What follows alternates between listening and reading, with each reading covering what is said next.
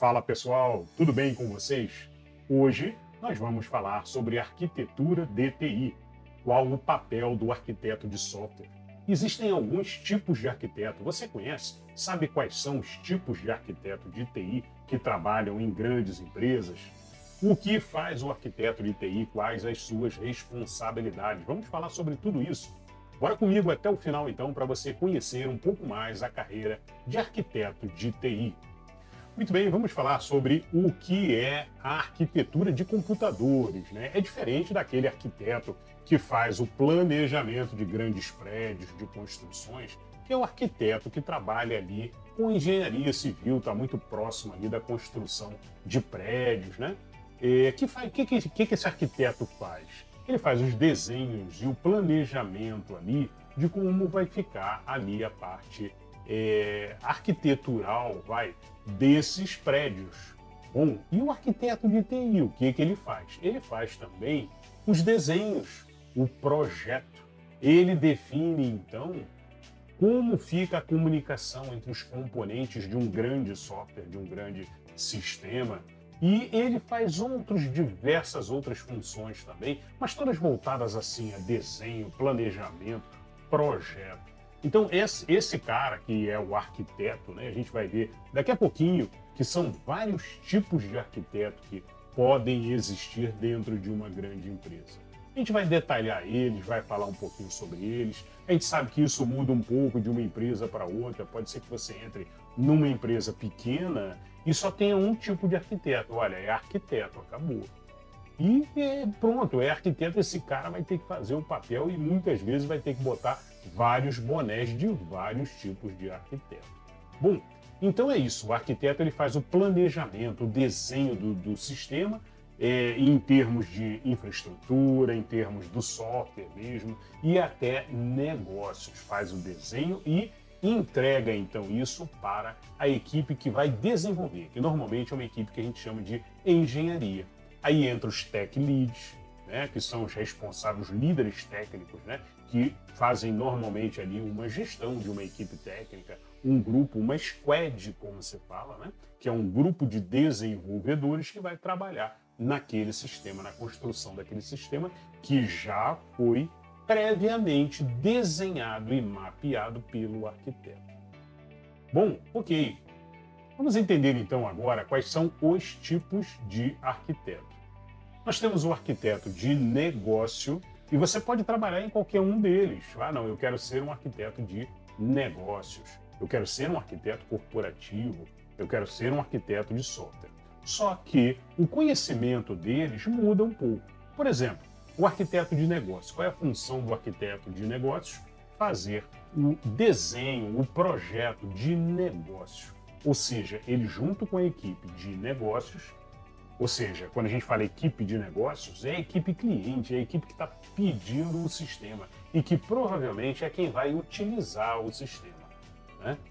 Ou eles são da área de negócios, eles fazem toda a parte de projeto do teu sistema. Eles dizem assim, olha, eu quero uma tela de venda que tem que ser muito fácil de utilizar, o cliente vai entrar, vai olhar os produtos, vai clicar no botão para comprar, e aí a compra já pergunta para eles como vai ser o pagamento, verifica se ele tem cadastro. Então eles falam o que eles querem e o arquiteto de negócio, então, propõe melhorias, possíveis melhorias de negócio. Quando a gente fala de negócio, é o fluxo do processo. Olha, tem uma autorização que vai para alguém autorizar.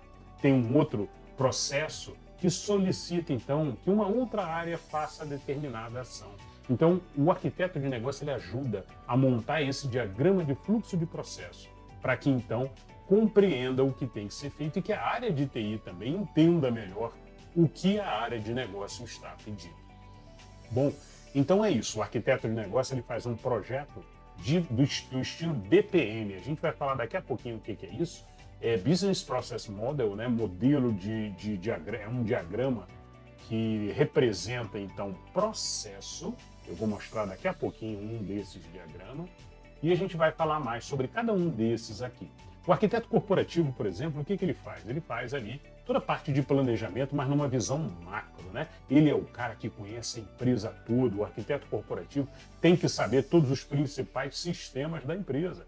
Ele tem que saber, olha, você precisa mandar um e-mail, o teu sistema que a tua área está construindo precisa disparar um e-mail, você vai usar esse serviço aqui, que é o serviço corporativo. Todos os sistemas que precisam mandar e-mail disparam para esse cara e esse cara dispara o e-mail. Pode ser um serviço até contratado de uma empresa terceira. Esse cara domina o todo, ele tem uma visão geral de todo o mapa da empresa, de sistemas da empresa. E isso facilita muito, porque ele consegue frear e dizer assim, olha, isso daí, já temos uma solução para isso. Você não precisa desenvolver, você vai usar um serviço que já tem disponível que uma outra área fez. Então o arquiteto corporativo atua dessa forma. Além de, naturalmente, direcionar as regras da empresa, as diretrizes de desenvolvimento de software da empresa. É esse cara que regulamenta, combina o jogo com a área de engenharia e escreve, então, toda a parte de documentação técnica que deve ser seguida. Arquiteto de software. Bom, o arquiteto de software, então nós já falamos, olha, já falamos aqui, um arquiteto de negócios, e a gente pode, então, visualizar esse desenho que eu coloquei aqui, que tem a empresa. Uma empresa ela pode ter vários sistemas, que são esses quadradinhos amarelos que eu coloquei aqui, para a gente visualizar. Mas eu posso ter dentro de uma empresa várias filiais. Cada filial contém os seus sistemas, são os quadradinhos amarelos ali dentro das filiais. A gente tem sistemas que são de todos. Todo mundo usa, que está no nível empresa. São, por exemplo, envio de e-mail, verificação de CPF. Então, todos os sistemas e serviços de sistemas, códigos que ajudam a toda a empresa estão no nível empresa. E quem vai olhar é o corporativo, que nós falamos agora há pouco, né? Nós temos as filiais com os seus sistemas e temos também os departamentos. Cada departamento pode ter os seus sistemas. E é assim que funciona na prática. Eu representei alguns aqui, tá? Pode ser que você vá trabalhar numa grande empresa que tem 100, 200 departamentos, né? E diversas filiais. Então, essa quantidade aumenta muito. Bom, então, o arquiteto de negócio ele é chamado assim que começa um projeto de um novo sistema ou de uma nova solução a ser desenvolvida. Um projeto de um sistema que tem que ser construído. Olha, eu preciso aqui de uma solução para vender o meu produto. Então, você tem que fazer uma página para vender o produto, você tem que construir aqui o botão de compra, a validação das informações do cliente, verificar se o cliente é válido e por aí vai, né? Tipos de pagamento e etc, etc. Bom, ok, isso é o arquiteto de negócio que vai conversar, vai dialogar, vai propor soluções, né? Depois a gente tem o arquiteto corporativo, como eu estava falando agora há pouco, né? O arquiteto corporativo, ele olha o todo, ele conhece tudo dentro da empresa, a empresa, as filiais, todos os departamentos, ele sabe o que está rodando lá dentro. Às vezes não conhece no detalhezinho do sistema, mas ele sabe que tem um sistema que envia e-mail, que todo mundo tem que ser direcionado para disparar e-mail para ele. Tem um outro sistema contratado de uma terceira, para disparo de SMS. Toda vez que alguém precisa disparar um SMS, vai chamar esse serviço contratado. Então, esse cara corporativo ele tem uma visão do todo. E ele direciona, olha, você que precisa desse serviço, você vai acionar esse serviço dessa empresa aqui. Você que precisa disso outro, você vai chamar esse outro aqui. E ele faz valer os guidelines da empresa, as diretrizes, as regras básicas de qualidade de software da empresa. O arquiteto corporativo faz esse acompanhamento. Bom, a gente tem um arquiteto de software. O arquiteto de software ele faz numa visão macro ainda, bem próxima ali do arquiteto corporativo, tá? Em muitas empresas você vai entrar, não vai ter essa divisão toda, não. Vai ter um arquiteto que faz o papel de arquiteto corporativo e faz o papel também de um arquiteto de software. Ele faz os dois e também atua como um arquiteto de sistemas. Então é muito comum, principalmente em empresas médias e pequenas, né, você não ter essas divisões todas e o arquiteto tem que fazer um pouquinho de cada uma dessas frentes aí. Bom, o arquiteto de software, então, ele faz o desenho do software, né? Ele coloca as caixinhas, nós vamos ver daqui a pouco alguns diagramas, e ferramentas também para isso, eu vou falar sobre ferramentas também. Esse cara é o cara que coloca então e faz o desenho do software como uma solução. Este é o arquiteto de software ou o arquiteto de soluções, também pode ser chamado. Bom, nós temos também o arquiteto de sistemas, que é um cara que desce um pouquinho mais e ele olha ali, ele não chega a olhar código, mas ele sabe que precisa de classes, ele sabe que ele vai precisar de alguns métodos, ele sabe como um fala com o outro e como ele vai organizar isso dentro do sistema, dentro da aplicação. Então é um cara que desce um pouquinho mais a nível de mais próximo do código, né? Não codifica, não programa. Arquiteto não programa. Isso é uma regra. Se arquiteto meter a mão para programar, todo mundo sabe que aí ele não faz o papel dele, ele vira um desenvolvedor, né? Muito bem. Então, o arquiteto agora, vamos falar sobre um outro arquiteto, que é o arquiteto de dados. Então, eu trouxe até uma figurinha aqui do lado aqui que representa, né, um diagrama de entidade e relacionamento.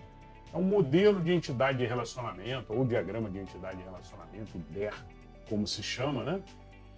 Que é um dos papéis do arquiteto de dados. O arquiteto de dados, ele cuida dos bancos de dados. Quais bancos de dados vão ser utilizados em cada uma das soluções.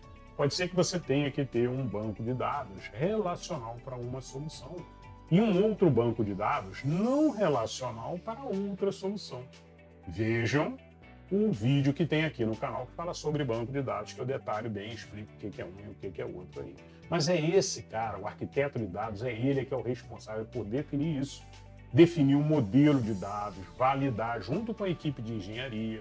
Olha, quais são os dados que você vai estar gravando? Como você pretende gravar? Deixa eu dar uma olhada. Ele pega o diagrama de entidade de relacionamento, esse que está aqui do lado, e dá uma olhada, dá uma validada. Olha, tá legal, vamos em frente, esse diagrama tá bom. Tá? Então, esse é o papel de arquiteto de dados. A gente tem também o arquiteto de DevOps. Que nome estranho, DevOps, né? DevOps significa Dev, de desenvolvimento, Developer, desenvolvimento, e Ops, de Operations, ou seja, operação. Então, é um cara que junta desenvolvimento com operação. Na verdade, é o cara que monta ali a engrenagem de ALM, Application Lifecycle Management, da empresa. É o cara responsável por definir a estratégia de branch, para configurar ali o pipeline de deploy. Então o desenvolvedor escreve o código, depois que ele escreveu, ele submete isso, faz um commit, faz um check-in, e isso entra então dentro do versionador e cai numa pipeline que vai validar, que vai executar testes regressivos, vai executar testes unitários, dependendo de como ele monte, é possível colocar tudo isso enfileirado para que seja validado num que a gente chama de Quality Gate, portão de qualidade. E aí, esse processo automatizado é validado e dá, então, uma resposta de, olha, ok, o código passou no meu Quality Gate. Agora os nomes, Quality Gate, portão de qualidade. Por que portão? Porque se a qualidade não for validada por esse arquiteto de DevOps, pela configuração que ele colocou dentro da ferramenta de DevOps, se não for validado, ele toma uma recusa. O desenvolvedor toma uma resposta dizendo, olha, não foi validado, você tem vulnerabilidades que foram identificadas, ou você tem redundância de código exagerada, ou você tem, de repente, melhorias, code smells que você fala que tem que corrigir, e por aí vai. Então, são vários fatores que são avaliados nessa etapa de DevOps. E esse arquiteto é o cara que organiza tudo. Como vai funcionar essa validação e essa esteira. Quando a gente fala esteira, o que é isso? Também podem ouvir pipeline.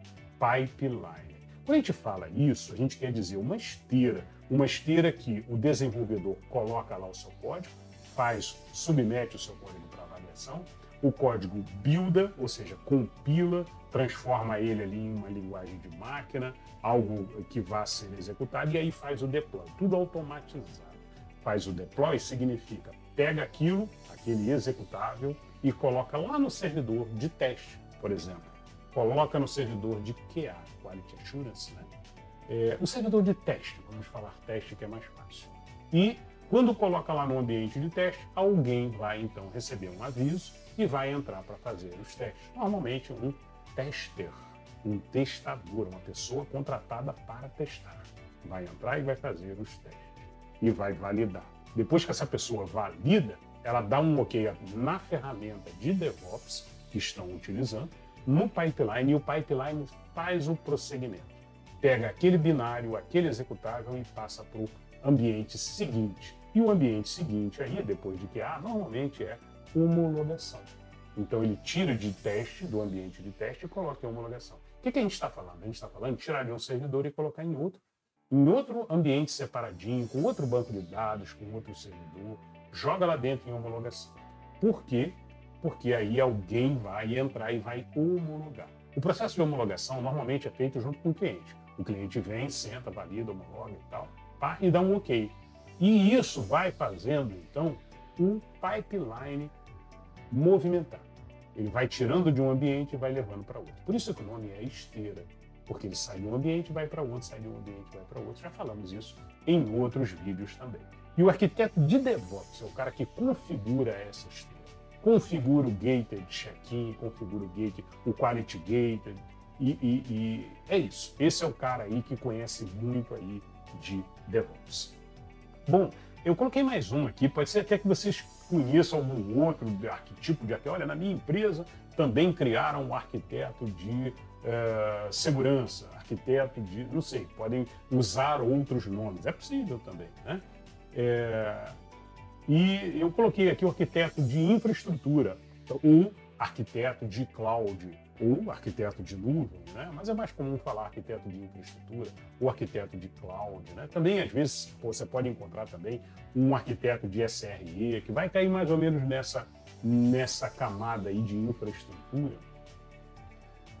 E o papel dele qual é? O papel dele é cuidar dos servidores, estruturar, definir qual é a nuvem que está sendo utilizada, né? Se você vai utilizar a AWS, se você vai utilizar a Google Cloud, ou se você vai utilizar Azure, ou outra nuvem qualquer que você vai utilizar, né?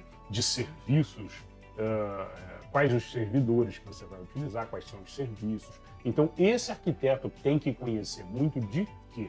Daquela cloud e de uma maneira geral em clouds outras também, porque se ele precisar migrar para uma outra, ele conhece também. Então, esse cara é um especialista em cloud, em programação na nuvem, né? Então ele conhece as infraestruturas, os serviços que são oferecidos por aquela cloud específica. Então ele tem que conhecer muito bem quais são os serviços. Eu preciso de um repositório para colocar arquivos.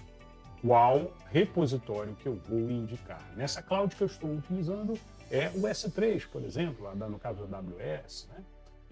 Então ele conhece muito bem ali, olha, o que usar, como usar, e ele faz as recomendações sempre que necessário. É papel do arquiteto de software ou arquiteto corporativo chamar ele, puxar para a reunião.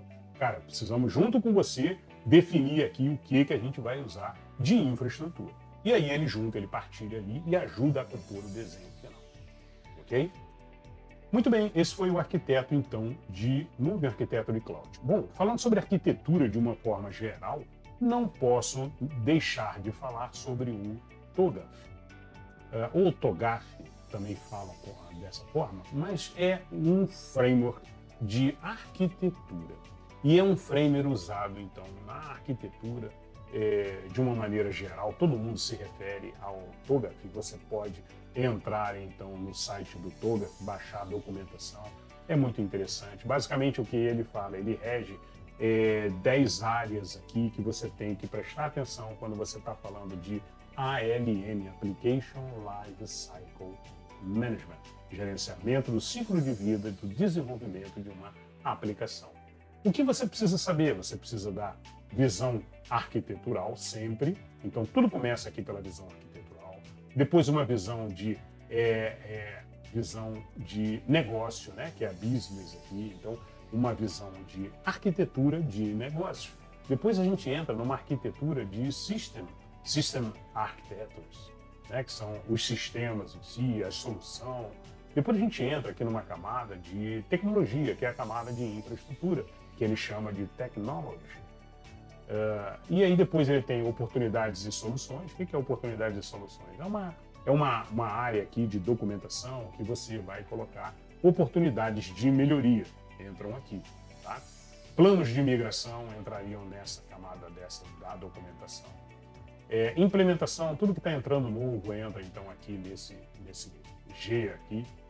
E no H, no último aqui, ele entra então aqui as mudanças, as changes, as mudanças feitas no CAD vão estar entrando aqui. Ou seja, depois que efetivou a mudança, ele documenta e registra e coloca aqui. Então, se a empresa quer adotar o TOGAF, ele tem que adotar então todos esses níveis de documentação aqui e guardar essas informações aí de forma organizada, tá? Existem algumas ferramentas, então, que ajudam a gente, usando o TOGAF ou não, tá?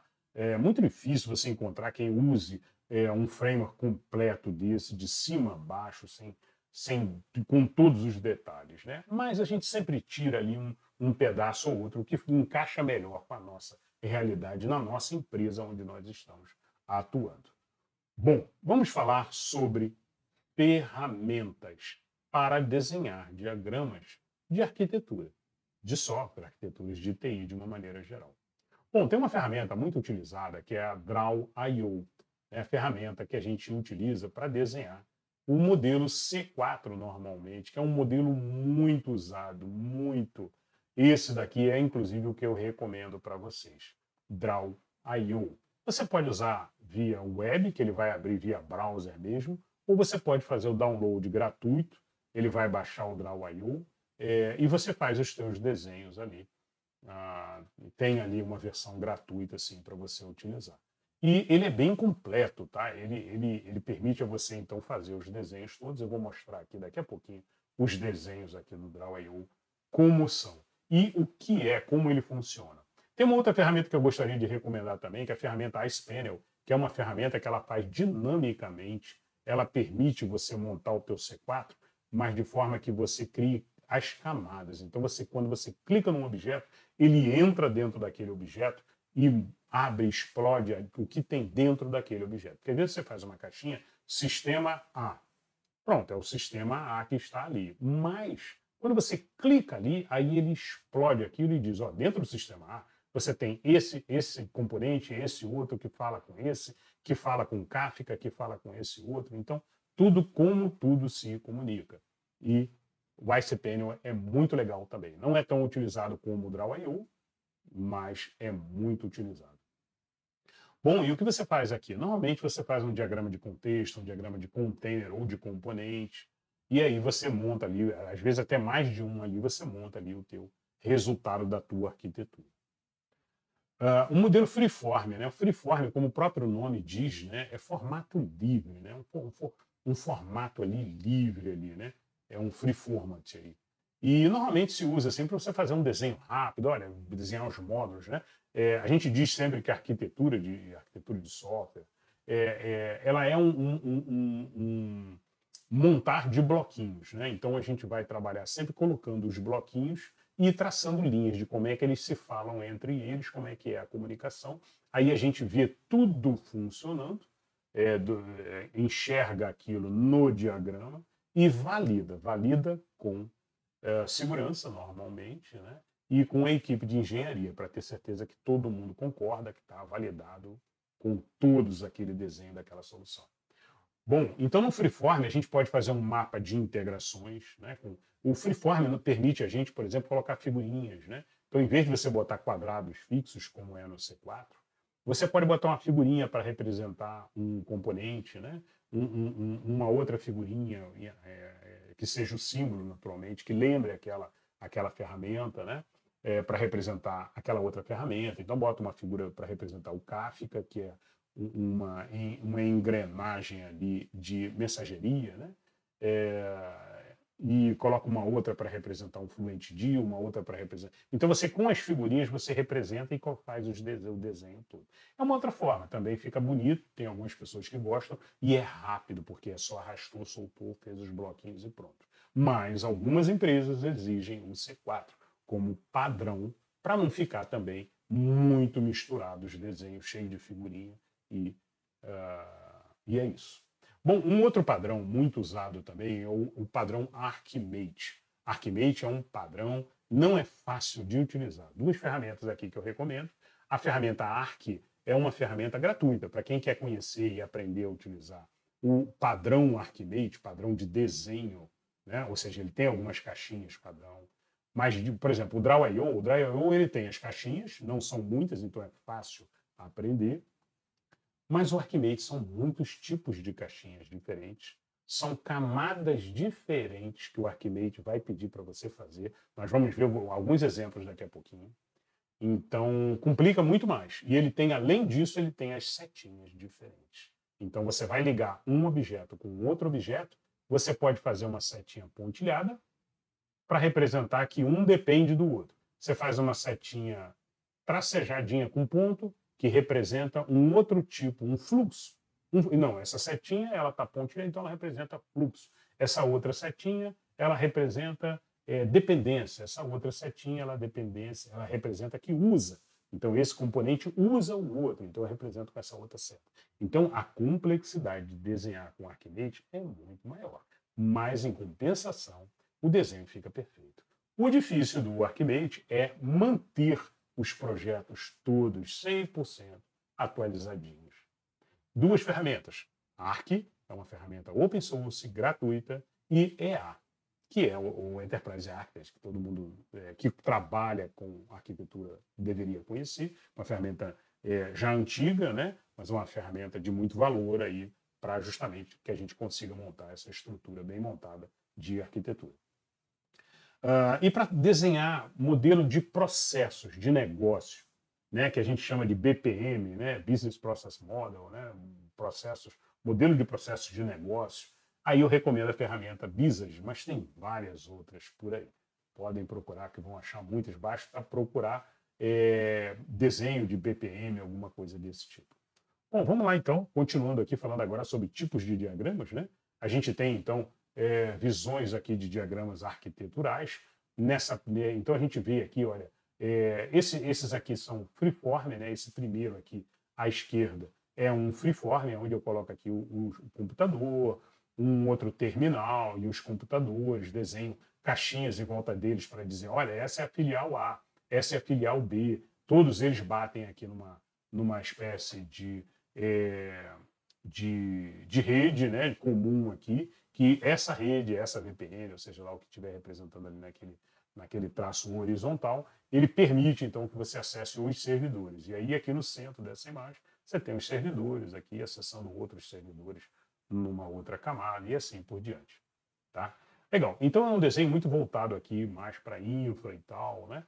Esse lateral aqui do lado aqui com os quadrinhos azul aqui também é um desenho bem de infra, né? Você tem ali os roteadores, você tem um data center, você tem ali como cada um fala, né? Se quebra um, tem o outro, se um sai fora do ar, direciona para o outro. Então a gente consegue enxergar isso aqui nesse desenho. É um desenho bem voltado para rede, para distribuição de fluxos de rede de computadores aqui. Então o pessoal que trabalha com rede vai trabalhar olhando para esse tipo de diagrama aqui.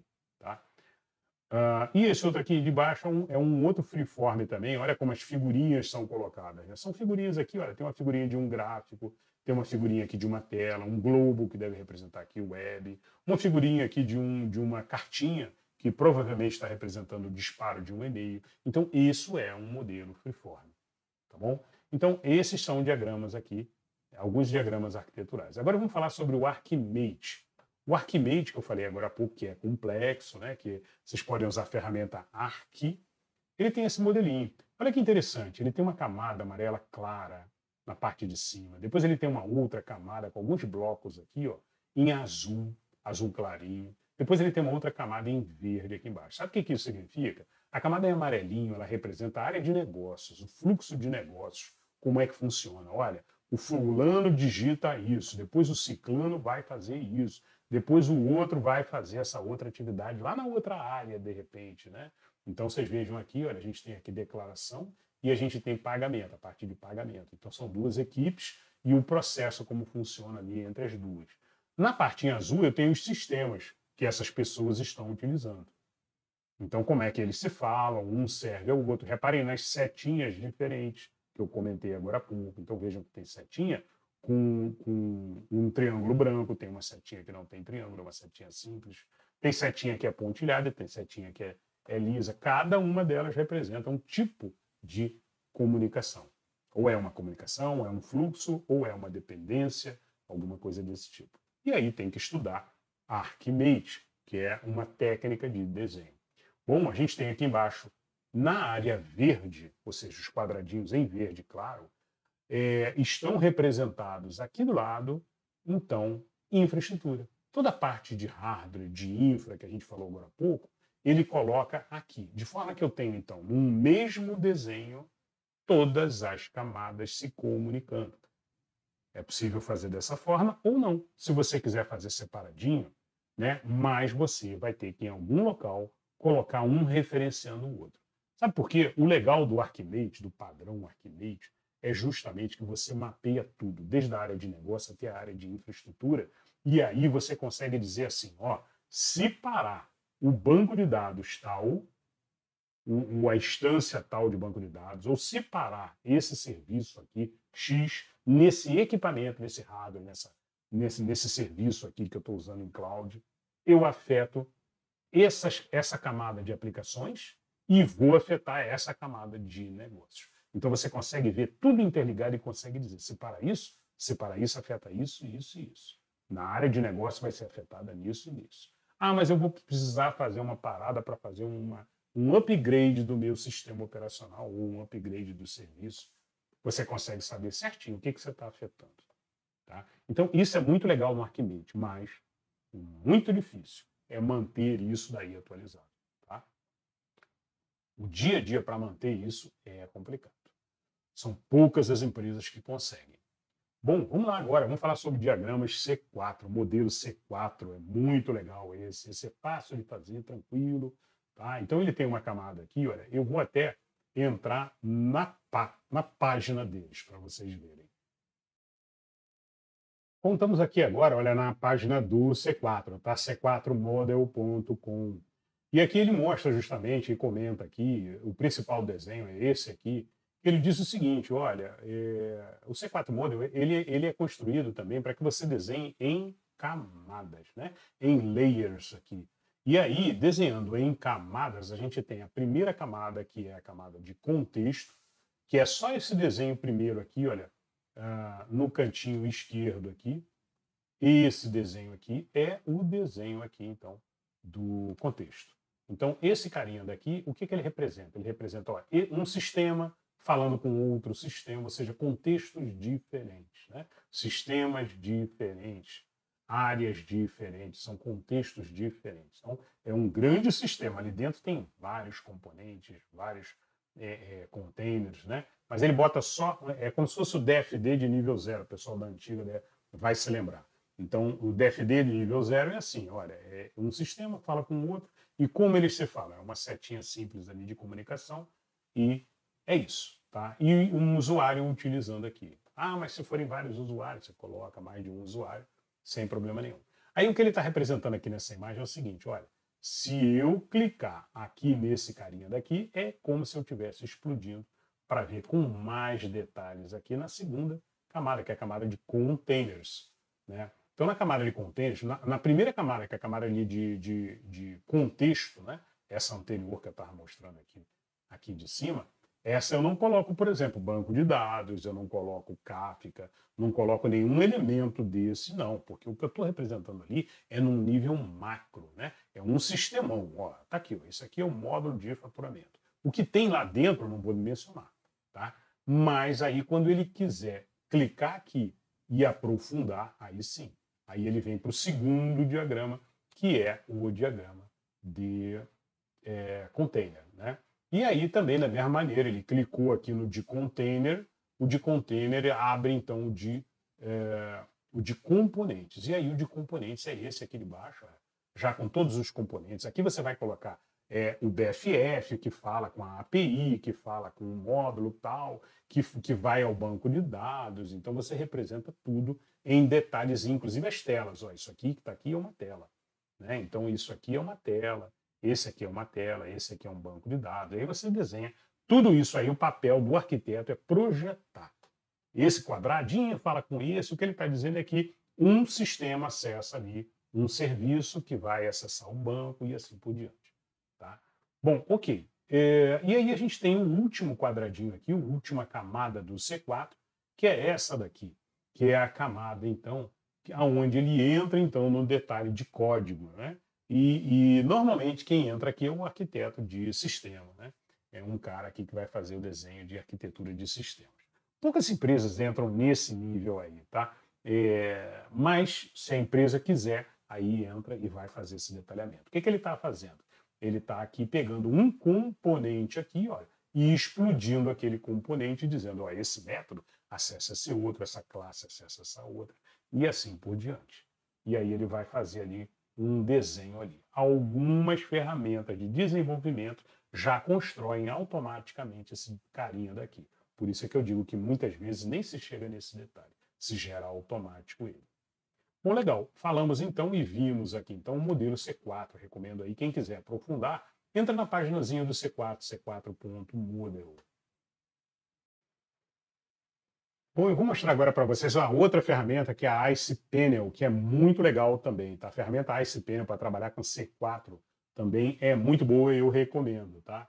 Ela tem aqui até 5 usuários, ela parece que é gratuita, pelo menos na época aqui que eu gravei o vídeo né? Você tem que verificar aí naturalmente. Então ela tem todo aquele conceito de camadas, né? Da camada de contexto, com a camada de container, com a camada de componentes e assim por diante, né? Só que ela, além de colocar uma animação, quando você clica em cima de um componente, ela acende as setinhas daquele componente, como se ela estivesse ali dando um foco naquele componente. Isso é muito bom para a gente visualizar. Além disso, quando você clica, ela faz a expansão e aí abre de um outro fluxo.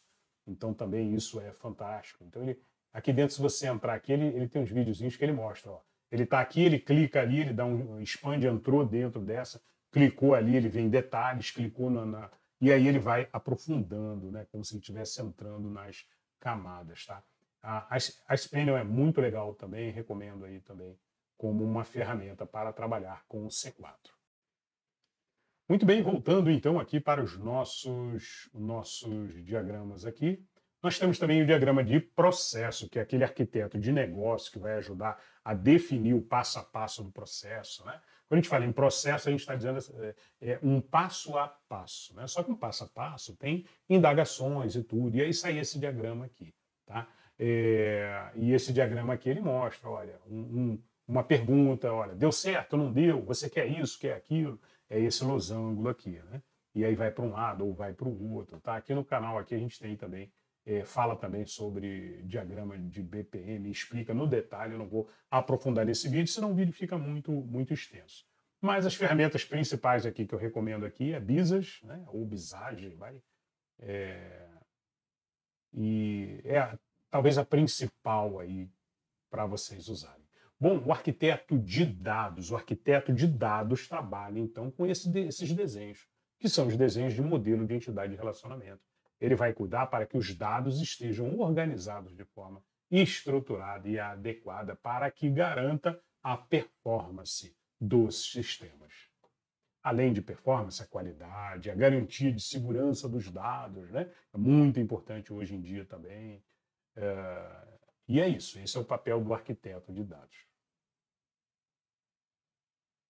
Bom, outras responsabilidades do arquiteto, então, participar do projeto do início até o final, né? O que acontece muito na maioria das empresas aí é que resolvem só chamar o arquiteto na hora de fazer o desenho de arquitetura. E não, está errado, tem que chamar o arquiteto desde o início do projeto, para que o arquiteto participe como um arquiteto de negócio, orientando, ajudando a chegar numa solução melhor. Quando a gente fala uma solução melhor, é uma solução mais viável financeiramente, mais performática, ou seja, com um desempenho que rode rápido, que processe rápido e que atenda aos requisitos de negócio. Então esse é o principal papel aí do arquiteto nessas etapas iniciais.